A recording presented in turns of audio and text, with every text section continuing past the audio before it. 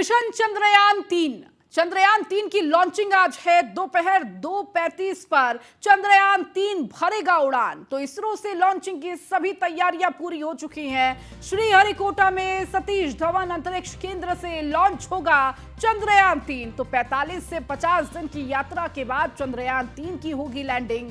चंद्रमा के दक्षिणी ध्रुव के पास चंद्रयान 3 की होगी लैंडिंग। तो चंद्रयान 3 को चंद्रमा पर भेजने के लिए LVM-3 लॉन्चर का इस्तेमाल किया गया।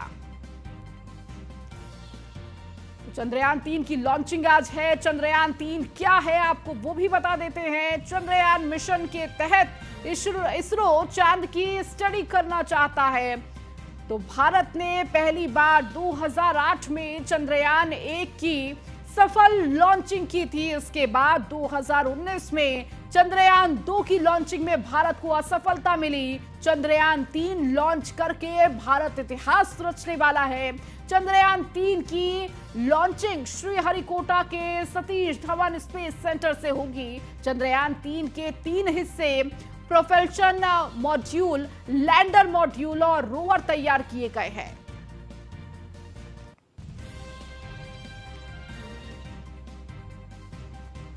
तो आपको लगातार बता रही हैं चंद्रयान 3 क्या कुछ है।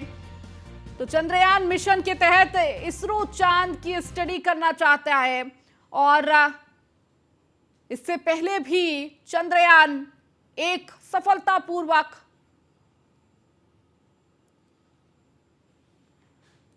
तो चंद्रयान 3 क्या कुछ है आपको वो बता रहे हैं। भारत ने पहली बार 2008 में चंद्रयान 1 की सफल लॉन्चिंग की थी। इसके बाद 2019 में चंद्रयान 2 की लॉन्चिंग में भारत को असफलता मिली। तो चंद्रयान 3 लॉन्च करके भारत इतिहास रचने वाला है और आज इसकी लॉन्चिंग है। और देखिए चंद्रयान 3 की लॉन्चिंग श्रीहरिकोटा के सतीश धवन स्पेस सेंटर से होगी। सबकी नजर इस पर है। चंद्रयान 3 की लॉन्चिंग श्रीहरिकोटा के सतीश धवन स्पेस सेंटर से की जाएगी। तो पहला चरण चंद्रयान 3 के 10 चरणों में चंद्रमा की सतह तक पहुंचेगा। पहला चरण पृथ्वी से लॉन्च होगा। इसमें भी 3 स्टेज आते हैं। दूसरा चरण लूनर ट्रांसफर फेज यानी चंद्रमा की तरफ भेजने का काम। तीसरा चरण लूनर ऑर्बिट इंसर्शन फेज यानी कि चांद की कक्षा में चंद्रयान 3 को भेजा जाएगा। चौथा चरण इसमें 7 से 8 बार ऑर्बिट मैन्यूअर करके चंद्रयान 3 चंद्रमा की सतह से 100 किलोमीटर ऊंची कक्षा में चक्कर लगाना शुरू कर देगा। पांचवें चरण में पॉपुलेशन मॉड्यूल और लूनर मॉड्यूल एक दूसरे से अलग होंगे। छठे चरण में डी बूस्ट फेज यानी जिस दिशा में जा रहे हैं उसमें गति को कम करेगा। सातवें चरण में प्री लैंडिंग फेज यानी लैंडिंग से ठीक पहले की स्थिति, लैंडिंग की तैयारी शुरू की जाएगी। आठवां चरण जिसमें लैंडिंग कराई जाएगी। नौवें चरण में लैंडर और रोवर चंद्रमा की सतह पर पहुंचकर सामान्य हो रहे होंगे। 10वें चरण में प्रोपल्शन मॉड्यूल का चंद्रमा की 100 किलोमीटर की कक्षा में वापस पहुंचना मिशन की प्राथमिक उद्देश्य मिशन के विक्रम लैंडर के लिए चंद्रमा पर सुरक्षित सॉफ्ट लैंडिंग करना है। और अधिक जानकारी के साथ पीयूष तिवारी हमारे संवाददाता हमारे साथ जुड़ चुके हैं। पीयूष, आज चंद्रयान 3 की लॉन्चिंग है। सबकी नजर इस वक्त चंद्रयान 3 पर है जब भारत अपना इतिहास रचेगा।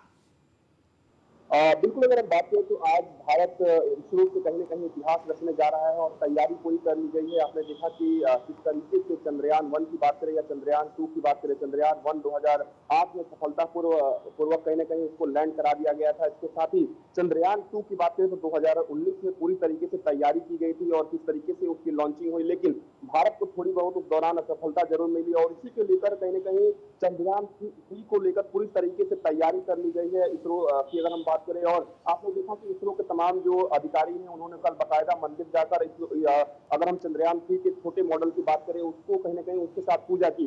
इसके साथ ही अगर हम बात करें तो करीब 2:35 का वक्त बताया जा रहा है जब चंद्रयान-3 की लॉन्चिंग होगी और बताया जा रहा है कि 40 से 42 दिनों तक का ये सफर होगा पृथ्वी से चांद तक पहुंचने का। जी। और निश्चित रूप से पिछली बार आपने देखा कि चंद्रयान-2 में ऑर्बिटर था, लैंडर था, रोवर था, लेकिन इस बार कहीं न कहीं ऑर्बिटर इस पूरे चंद्रयान-3 में नहीं है, सिर्फ लैंडर और रोवर है।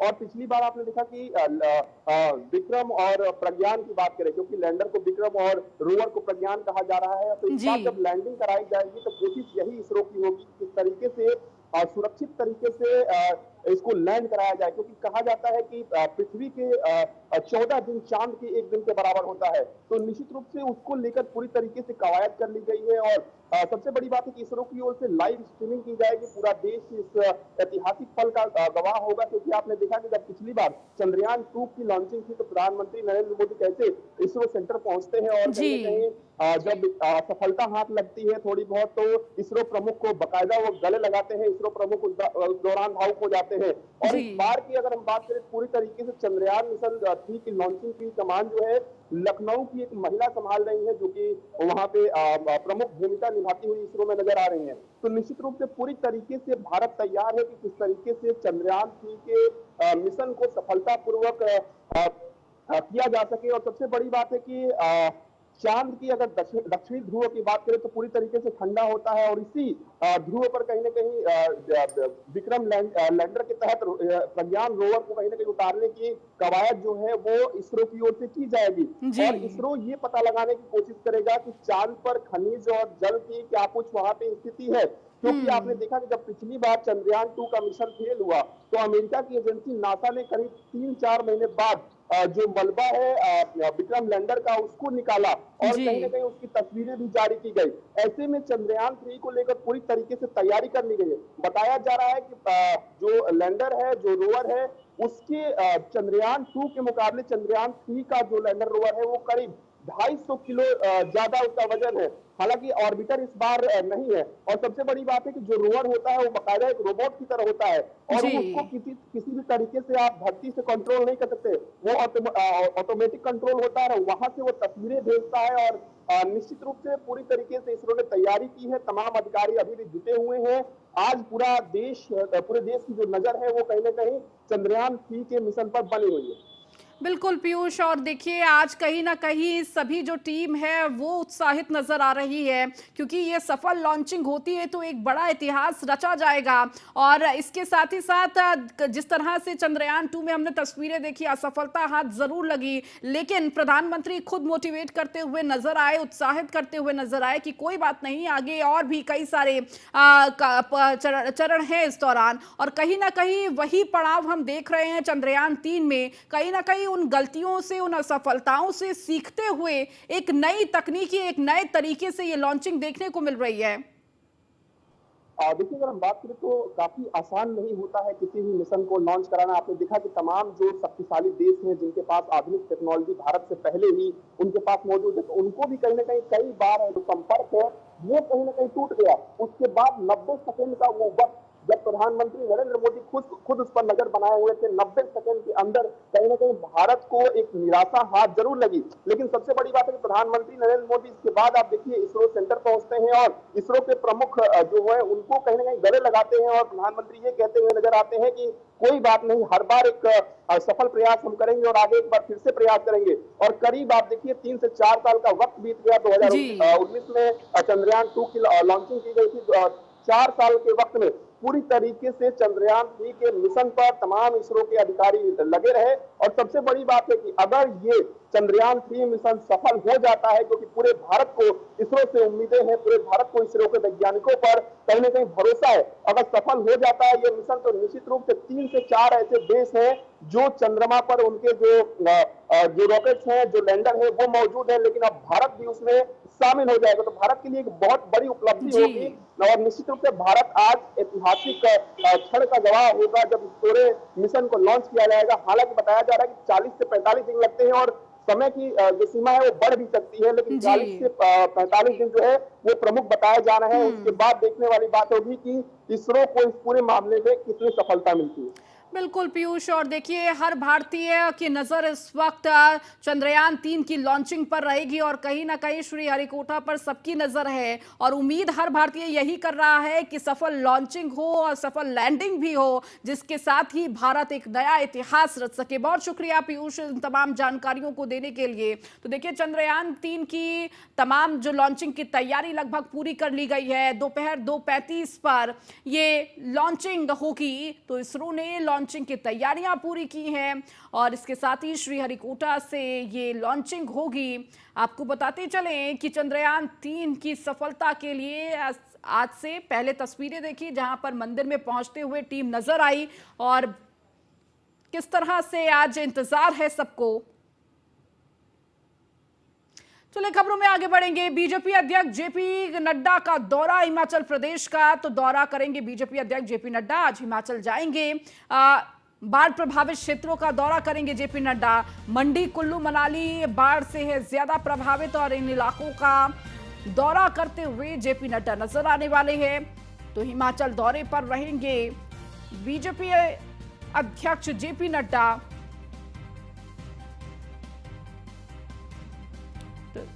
लगातार हिमाचल इस वक्त लगातार वहां पर बारिश हो रही है और बाढ़ प्रभावित क्षेत्र का दौरा जेपी नड्डा करेंगे।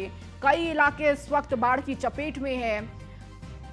बेहद ही भयावह हिमाचल की इस वक्त तस्वीर है और कहीं ना कहीं हर कोई अपने जान माल की सुरक्षा में लगा हुआ है। तमाम प्रयास भी हिमाचल की प्रशासन द्वारा किया जा रहा है कि किसी भी तरह का कोई नुकसान ना हो, लेकिन इस वक्त हिमाचल बाढ़ से प्रभावित है और उन्हीं क्षेत्रों का दौरा बीजेपी अध्यक्ष जेपी नड्डा करेंगे। तो हिमाचल प्रदेश के दौरे पर बीजेपी अध्यक्ष जेपी नड्डा रहेंगे।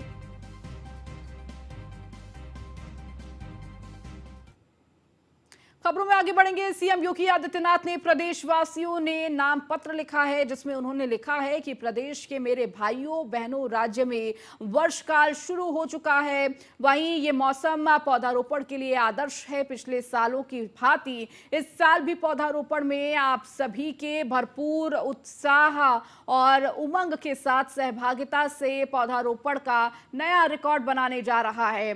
तो वहीं इस साल वृहद पौधारोपण अभियान में 35 करोड़ पौधे लगाए जाने का लक्ष्य, लेकिन हर विभाग, संस्थान और नागरिक को प्रयास करना होगा। प्रकृति और परमात्मा की असीम कृपा वाले उत्तर प्रदेश में वन महोत्सव अब जन आंदोलन का रूप ले चुका है। पिछले सालों में प्रदेश में लगभग 137 करोड़ पौधारोपण किया जा चुका है। व्यापक जन सहयोग से प्रदेश में सतत वृद्धि हो रही है। मेरी समस्त प्रदेशवासियों से अपील है कि पर्यावरण संतुलन, सुखमय भविष्य और उत्तम स्वास्थ्य के लिए आप सभी वृक्षारोपण जन आंदोलन 2023 में सक्रिय भागीदारी करते हुए 22 जुलाई 2023 को वृक्षारोपण दिवस पर पौधारोपण जरूर करें।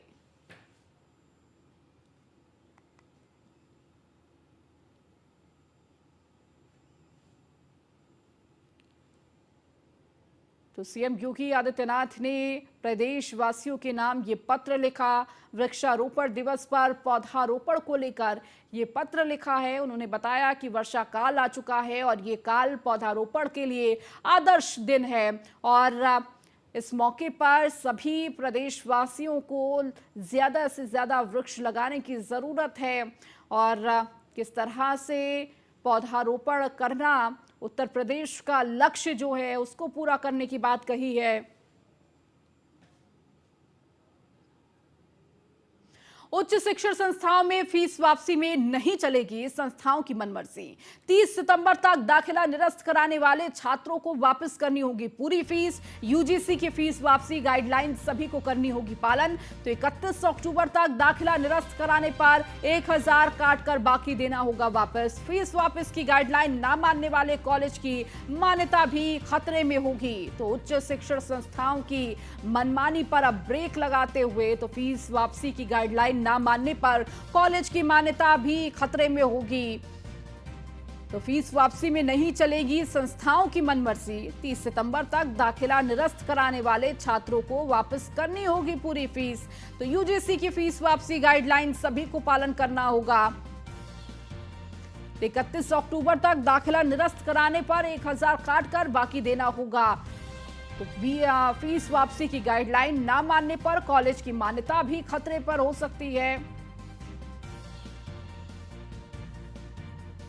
तो उच्च शिक्षण संस्थाओं की मनमानी पर यूजीसी का ब्रेक।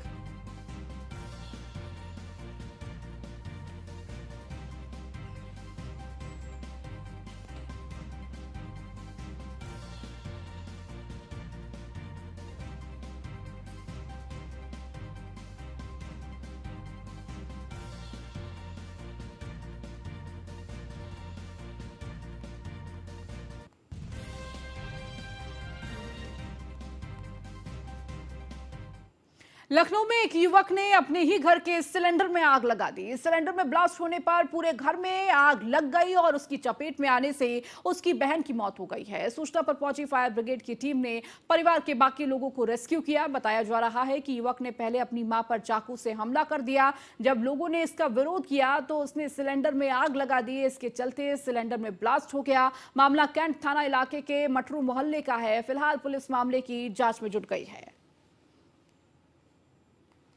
तो लखनऊ से ये मामला आपको बता रहे हैं किस तरह से एक युवक ने अपने ही घर में सिलेंडर में आग लगा दी जिससे ब्लास्ट हो गया। तो आरोपी ने कल अपनी मां को चाकू से हमला किया। जब इसका विरोध किया गया तो घर में विवाद होने पर सिलेंडर में आग लगा दी। सिलेंडर में ब्लास्ट होने से आरोपी की बहन की मौत हो गई है। वहीं सभी लोगों को सुरक्षित बाहर निकाला गया। तो मौके पर फायर ब्रिगेड की टीम पहुंची, जहां आग पर काबू पाया गया। तो घर में विवाद होने पर सिलेंडर में लगाई आग। ये खबर आपको लखनऊ से दे रहे हैं। तो सिलेंडर में ब्लास्ट होने से आरोपी की बहन की मौत हो गई है। बताया जा रहा है कि घर में विवाद हुआ और इस दौरान आरोपी ने कल अपनी मां को चाकू से हमला किया और घायल किया अपनी मां को, जिसके बाद जब इसका विरोध किया गया और विवाद बढ़ा, जिसके बाद आरोपी ने अपने ही घर के सिलेंडर में आग लगा दी और इसी दौरान ब्लास्ट हो गया। तो आरोपी की बहन की इस हादसे में मौत हो गई। तो वहीं सभी लोगों को सुरक्षित बाहर निकाला गया। तो घर में विवाद के चलते यह हादसा, जहां आरोपी ने अपने ही घर में सिलेंडर में आग लगा दी, जिसकी चपेट में आरोपी की बहन आ गई और इस दौरान उसकी मौत हो गई। और अधिक जानकारी के साथ नीलेश चौहान हमारे संवाददाता हमारे साथ जुड़ चुके हैं। नीलेश, क्या कुछ ये पूरा मामला बताया जा रहा है? घर का विवाद था जिसमें आरोपी ने इस घटना को अंजाम दिया। देखिए, बिल्कुल आपको बता दूं कि कैंट थाना क्षेत्र के मटरू वाली गली का ये पूरा मामला है, जहां पर एक सिरफिरे युवक ने पहले अपनी बहन और मां के ऊपर चाकू से हमला किया और सुबह ये हमला किया था। शाम होते होते जब घर वो एक बार फिर पहुंचता है तो कहासुनी होती है, जिस दौरान वो घर में रखा गैस सिलेंडर का पाइप निकालकर गैस में आग लगा देता है, जिसके कारण गैस सिलेंडर फट जाता है। बड़ा धमाका होता है जिसमें रूबी नामक जो उसकी बहन थी उसकी मौत हो गई है। मां जो है गंभीर रूप से घायल है, उसको सिविल अस्पताल में भर्ती कराया गया है।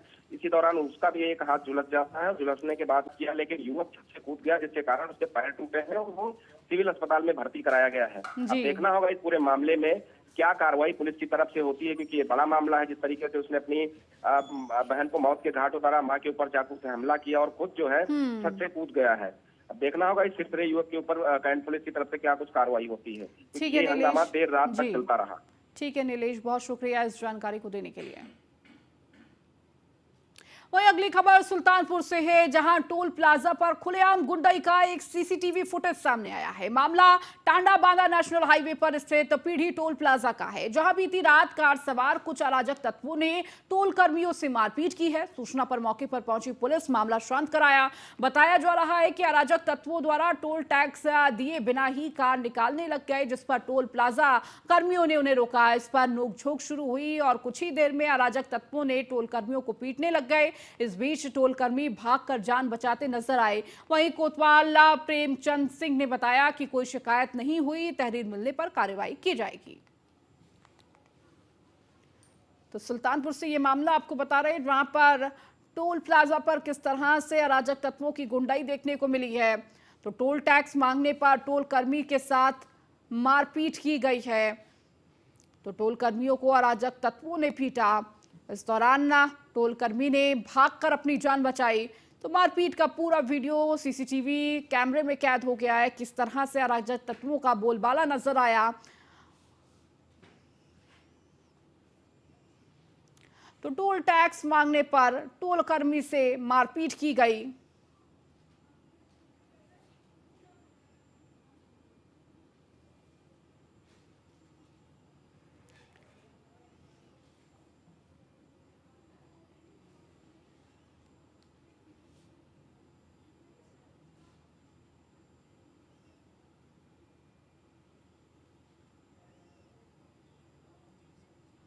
अब खबर अलीगढ़ से है, जहां थाने से महज 100 मीटर की दूरी पर हत्या। दबंगों ने ताबड़तोड़ फायरिंग कर की युवक की हत्या। पुरानी रंजिश में गोली मारकर युवक की हत्या कर दी गई। ताबड़तोड़ फायरिंग से इलाके में फैली सनसनी। गोंडा थाना इलाके के कस्बा की ये वारदात है। तो किस तरह से दबंगों के हौसले बुलंद है, तो पुरानी रंजिश में युवक को मौत के घाट उतार दिया। ताबड़तोड़ फायरिंग से इलाके में सनसनी फैल गई। तो इस दौरान युवक की मौत हो गई। गोंडा थाना इलाके के कस्बा की ये वारदात है। तो थाने से महज 100 मीटर की दूरी बताई जा रही है, जहां पर हत्या की घटना को अंजाम दिया गया। दबंगों ने ताबड़तोड़ फायरिंग कर युवक को मौत के घाट उतार दिया। चलिए, इस बुलेटिन में मेरे साथ इतना ही। न्यूज़ 1 इंडिया पर खबरों का सिलसिला लगातार जारी है।